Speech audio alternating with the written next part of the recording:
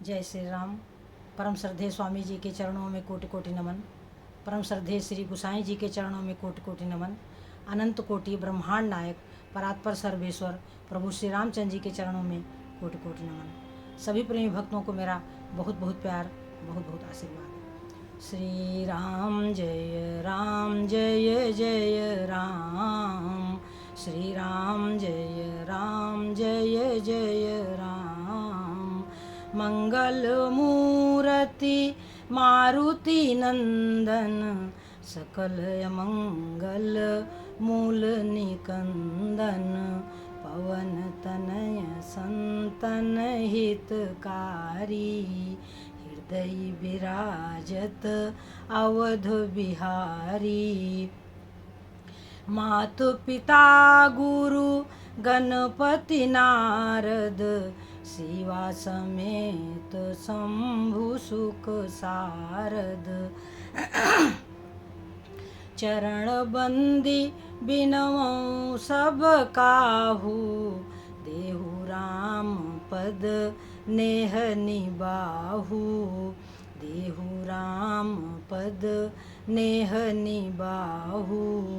बंदहु राम लखन बय देही, जे तुलसी के परम स्नेही। जे तुलसी के परम स्नेही।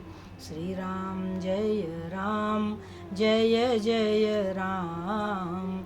श्री राम जय जय राम। सज्जनों, बंदों राम लखन बैदेही और जे तुलसी के परम स्नेही। श्री गुसाई जी कहते हैं कि धर्म का मूल क्या है, यानी धर्म की जड़ क्या है। कह रहे हैं कि दया धर्म का मूल है और पाप मूल अभिमान।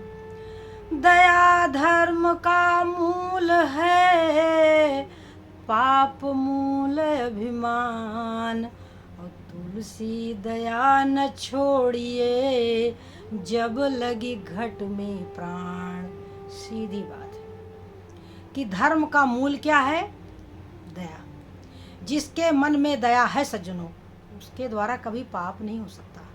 अब दूसरी बात कही कि पाप मूल अभिमान, यानी अभिमान नहीं होना चाहिए। जहाँ धर्म का मूल दया है, वहीं पाप का मूल अभिमान भी है। जिसमें अभिमान है, जिसमें अहंकार है, जिसको मद है यानी घमंड, तो सज्जनों उसके द्वारा कभी भी धर्म हो नहीं सकता। कदाचित थोड़ा बहुत देखा देखी धर्म उसको से हो भी जाए तो उसको उस बात का अभिमान हो जाता है। और अभिमान भगवान का भोजन, घमंड भगवान का भोजन है। घमंड भगवान किसी के भीतर रहने नहीं देते। जिसके भीतर घमंड है उसको भगवान कहीं ना कहीं तो लपेट में ले ही लेंगे।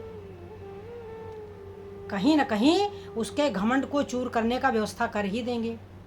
इसलिए सज्जनों इस बात को याद रखें कि दया जो है धर्म का मूल है। अच्छा ठीक है, हमारे भीतर दया नहीं है, मान लिया तो कोई बात नहीं है। दया हम प्रभु से मांग सकते हैं कि हे प्रभु हमारे मन में सबके लिए दया हो। हे प्रभु हमारे मन में सबके लिए दया हो। जैसे हम पुत्र मांगते हैं, धन मांगते हैं, मान सम्मान मांगते हैं, संसार के सभी वस्तुएं मांगते हैं हम, वैसे हम प्रभु से कहें कि प्रभु हमको हमारे मन में दया होनी चाहिए। हे प्रभु हमारे मन में क्षमा होनी चाहिए। हे प्रभु हमारे मन में जितने दोष हैं, स्वाभाविक दोष, वो ना हो। हे प्रभु हमारी रक्षा करो। देखो हनुमान चालीसा लोग पढ़ते हैं तो क्या कहते हैं कि श्री गुरु चरण सरोज रज, यानी भगवान श्री गुरु के चरणों में प्रणाम करते हैं। निज मन मुकुर सुधारी, ओ बरनौ रघुबर बिमल जस, जो दायक फल चार, यानी चार अर्थ धर्म काम और मोक्ष हनुमान चालीसा से प्राप्त होता है। तो अब अपने गुण और दोष को देखना है सज्जनों। यदि हम हनुमान चालीसा पढ़ते हैं तो हमें एक एक चौपाई पर ध्यान रखना चाहिए कि निज मन मुकुर सुधारे और वर्णो रघुबर विमल जस जो दायक फल चारे। और बुद्धिहीन तनु जानिके सुमिरो पवन कुमार। अब देखिए, यदि हम बुद्धिहीन हैं, हमारे पास बुद्धि की कमी है, हमारे मन में क्षमा नहीं है, दया नहीं है, त्याग नहीं है, प्रेम नहीं है, हमारे पास कोई गुण नहीं है, तो क्या करें कि उसको हनुमान जी से मांगे कि हमारे मन में जो विकार है वो सब दूर हो जाए। बुद्धिहीन तनु जानिके सुमिरो पवन कुमार और बल बुद्धि विद्या देहु मोहि हरहु कलेश विकार। अब देखिए, हनुमान चालीसा हम नित्य पढ़ते हैं, परंतु क्या हमारा ध्यान इस तरफ जाता है कि हे हनुमान जी, बल बुद्धि विद्या देहु मोहि। शक्ति क्या है, बल क्या है? आपकी बुद्धि ही आपका बल है, आपकी विद्या ही आपका बल है। देखो सज्जनों, कहते हैं कि विद्वत्तम चा निरपत्तम चा नैव तुल्य कदाचन। विद्वान में और राजा की तुलना नहीं की जा सकती, दोनों एक समान नहीं है। पूछो क्यों? विद्वत्तम चा निरपत्तम चा नैव तुल्य कदाचन। स्वदेशे पूज्यते राजा, राजा अपने देश में पूजा जाता है और विद्वान सर्वत्र पूज्यते। विद्वान की सब जगह पूजा होती है। तो इसलिए सज्जनों, विद्या, बल बुद्धि विद्या देहु मोहि, हनुमान जी से मांगो कि हमको बुद्धिमता दो। बुद्धि ही बल है सज्जनों, बुद्धि के बल पर लोग संसार में राज कर रहे हैं, और जिसके पास बुद्धि नहीं है वो किसी लायक नहीं सज्जनों, वो किसी लायक नहीं। इसलिए हम हनुमान चालीसा पढ़ते हैं तो हमें हनुमान चालीसा के शब्दों पर बहुत ध्यान देना चाहिए कि हनुमान जी से हम क्या मांगे कि बल बुद्धि विद्या देहु मोहि हरहु कलेश विकार। यानी जो विकार है हमारे में, दुर्बुद्धि है, जो दुर्गुण है, जो दुराचार है, जो हमारी बुद्धि गलत दिशा की ओर चली जाती है, वही हमें, उसी के कारण हमको दुख होता है। वही हमारा विकार है, मानसिक विकार जिसे हम कहते हैं। यदि हमारा मानसिक विकार दूर हो जाए तो फिर क्या कहना, हम तो माला माल हैं। इसीलिए तो कहा कि सबकी गठरी लाल। भाई, हम विचारों को क्यों नहीं बटोरते? जैसे वाल्मीकि जी ने रामचरितमानस में कहा कि जस तुम्हार मानस विमल हंसिन जीहा जासु। जैसा तुम्हारा सुंदर यश है, जस तुम्हार मानस विमल हंसिन जीहा जासु। और मुक्ता हल गुण गण चुनई राम बसहु ही तासु। हे राम, उसके हृदय में निवास करो। जैसा तुम्हारा पवित्र यश है, और आपके पवित्र यश रूपी जल में जिसका मन जो है मछली बना हुआ है, हे राम, उसके हृदय में निवास करो। तो अब हम क्यों ना भगवान के गुण रूपी मोती को छुएं? जब देवताओं ने प्रार्थना करी कि जय जय सुर नायक जन सुखदायक प्रणत पाल भगवंता बोधिज हितकारी जय सुरारी सिंधु सुता प्रिय कंता पालन सुर धरनी अद्भुत करनी मरम न जानई कोई जो सहज कृपाला दीन दयाला करऊ अनुग्रह सोई। तो सज्जनों, जब इस प्रकार से देवताओं ने प्रभु श्री रामचंद्र जी की स्तुति करी है सज्जनों, तो क्या कहा नारायण ने कि जन डर पहु मुनि सिद्ध सुरेशा। बड़े बड़े सिद्ध मुनि, इंद्र आदि, ब्रह्मा आदि, शंकर भगवान सब उस प्रार्थना में थे। वहां पर पृथ्वी भी गौ के रूप में थी। तो प्रभु कह रहे हैं कि जनि डर पहु मुनि सिद्ध सुरेशा ओ तुम ही लागी धरी हो नर भेसा। देखिए, तुम्हारे लिए, देवताओं तुम्हारे लिए, ये जो पृथ्वी का बोझ बढ़ रहा है रावण के द्वारा, तो वो सारा जो बोझ है हम उसको हल्का कर देंगे, हम तुम्हारे सारे दुख को दूर कर देंगे। तो सज्जनों, ये है भगवान का भाव। कहते हैं कि दीन सब ही को लखत है, दीन ही लखे न कोय, और जो दीनन को लखत है, दीन बंधु सम होय। अब देख लीजिए, दीन जो दुखी होता है वो सबकी तरफ देखता है, परंतु उसकी तरफ सज्जनों कोई नहीं देखता है। दीन ही लखे न कोय, और जो दीनन को लखत है, जो गरीबों की तरफ दृष्टि रखता है, दीन बंधु सम होय, वो तो दीन बंधु परमात्मा के समान हो जाएगा सज्जनों।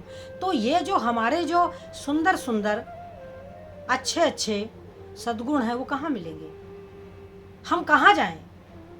तो वो है मानस में। भगवान के सुंदर सुंदर गुण कहाँ हैं? मानस में। देवताओं ने प्रार्थना करी तो भगवान ने उनको सहारा दिया, उनको विश्वास दिलाया कि जन डरपो मुनि सिद्ध सुरेशा, तुम ही लागे धरी हो नरबेसा। और इस संसार में आकर के फिर उन्होंने कितने कष्ट सहे प्रभु ने आकर के। प्रभु तो जानते हैं कि संसार में जा करके हमें क्या क्या कष्ट मिलेगा, परंतु वो सब सिर पर धारण करते हैं, वह सारा दुख अपने सिर पर धारण कर लेते हैं सज्जनों, परंतु अपने भक्तों को सुख देने के लिए संसार में आते हैं। क्यों? सोई जसु गाई भगत भव तरही। वही भगवान का गुण लीला तत्व। जब माता पार्वती ने प्रश्न किया था शंकर भगवान से कि हे शंकर भगवान बताओ कि प्रथम ही कहो नाथ मत धीरा, सबसे पहले ये कहो कि भगवान इस संसार में क्यों आते हैं, प्रथम सो कारण कहो पुरारी, निर्गुण ब्रह्म सगुण भवधारी। सबसे पहले वो कारण बताओ। तो शंकर भगवान अनेकों प्रकार से माता पार्वती को समझा करके क्या कहते हैं कि जब जब होई धर्म की हानि, उबाढ़ई असुर यधम अभिमानी, तब तब प्रभु धरी मनुज शरीरा, हरहि कृपा निधि सजन पीरा। ये है।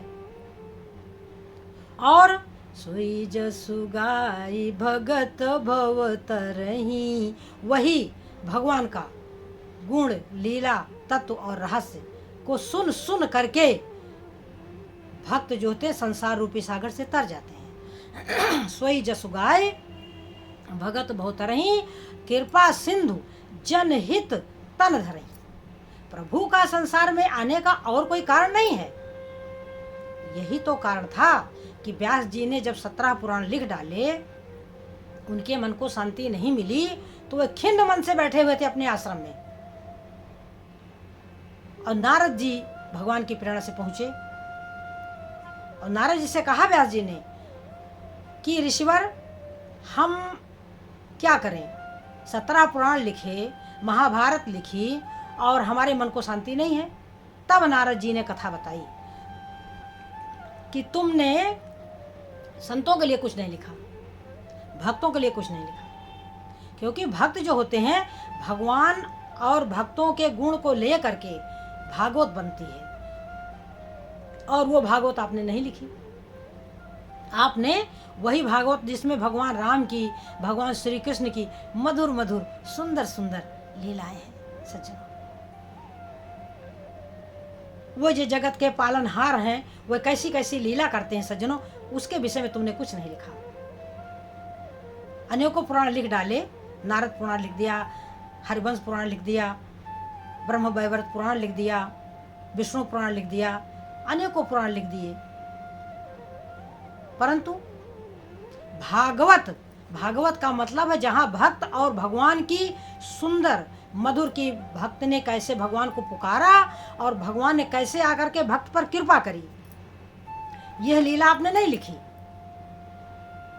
तो फिर व्यास जी ने 18वां पुराण भागवत, इसीलिए इसका नाम पड़ा भागवत महापुराण, जिसमें राम कृष्ण की लीला है।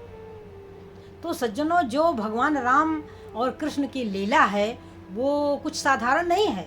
सोचो, अनंत कोटि ब्रह्मांड नायक परात्पर सर्वेश्वर प्रभु श्री रामचंद्र जी धराधाम पर आते हैं और लंबे समय तक पृथ्वी पर राज करते हैं और संसार को सब प्रकार से सुखी करते हैं और सारी प्रजा को ले करके वैकुंठ धाम चले जाते हैं। अब ये उनकी कितनी बड़ी कृपा है, सोचो। अब हम उनकी कृपा की तरफ ना देखें। भगवान श्री कृष्ण जो अनंत कोटि ब्रह्मांड नायक हैं, वह प्रभु संसार में आते हैं तो अपने ही भक्तों के घर में दही चुराते हैं, अपने ही भक्तों को अनेकों प्रकार की लीलाएं करके प्रसन्न करते हैं सज्जनों। और उनकी वो सुंदर लीला कि वो 6 ही दिन के थे तो उन्होंने पूतना का वध कर दिया, अनेकों राक्षसों का वध किया, गोवर्धन को धारण किया। ये सब नहीं देखते लोग। क्या देखते हैं कि उन्होंने गोपियों के बीच में नृत्य किया। अरे क्या उम्र थी और कितनी गोपियां थीं, और वो गोपियां कौन है, इतने विवाह किए, क्यों किए? साधारण रूप में लोग उनकी लीला का रहस्य समझ नहीं पाते हैं। इसलिए उनकी लीला, भगवान श्री कृष्ण की लीला चिंतन के लिए है। वो जब चिंतन आप करेंगे उनकी सुंदर मधुर लीलाओं का, तो आपके हृदय में प्रेम प्रकट हो जाएगा। जो राधा कृष्ण की लीला का, गोपियों की लीला का चिंतन करता है, उसके हृदय में प्रेम प्रकट हो जाता है, ईश्वर प्रेम प्रकट हो जाता है और वो दीवाना हो जाता है। उसको संसार की बातचीत कुछ अच्छा नहीं लगता सज्जनों। वो जीता है संसार में, रहता है, परंतु एक प्रकार से देखा जाए तो भक्त नाटक करता है। मन तो उसका भगवान में लगा होता है और दुनियादारी का वो नाटक करता है। मजबूरी है सज्जनों, मजबूरी है। यदि हम नाटक ना करें संसार का, तो संसार वाले हमें जीने नहीं देंगे। क्या संसार वालों ने मीरा को जीने दिया? आप विचार करो। सबसे बड़ा उदाहरण मीरा का है। इसलिए इन संसार वालों के सामने दुनियादारी ही करनी पड़ती है। दुनियादारों में ही हाँ हाँ हाँ हाँ ठीक है, हाँ हाँ ठीक है, हाँ ये भी ठीक। उनको ऐसा दिखता है कि हम लोग दुनियादार हैं, परंतु ये सत्य नहीं है। ये सत्य नहीं है सज्जनों। जैसे भगवान भगवान है, परंतु मनुष्य जैसी लीला करते हैं, तो इससे वो मनुष्य नहीं बन जाते, वो भगवान ही रहते हैं। इसी तरीके से जो भक्त होता है वो भी संसार में रहता है, खाता है, पीता, हंसता है, बोलता है, परंतु वो, उसका मन अपने नारायण में लगा रहता है, उसका मन अपने प्रीतम में लगा रहता है। वो भगवान ने जो उसे जीवन दिया है उसको वो बखूबी जीता है। क्यों? उसे पता है कि हमें यह जीवन मेरे स्वामी ने दिया है और हमें यह जीवन जीना ही पड़ेगा। यह जीवन जो उन्होंने दिया है, पति, बाल बच्चे, परिवार, संसार, जो कुछ भी दिया है, हमें वो जीना पड़ेगा सज्जनों। क्योंकि हम, भगवान ने जहाँ हमें बांध दिया है, हमको वहाँ बंधे रहना है। हमें वहाँ से भागना नहीं है। हमें संन्यास नहीं दिया प्रभु ने, हमें गृहस्थ आश्रम दिया, तो हम उसमें रहते हैं।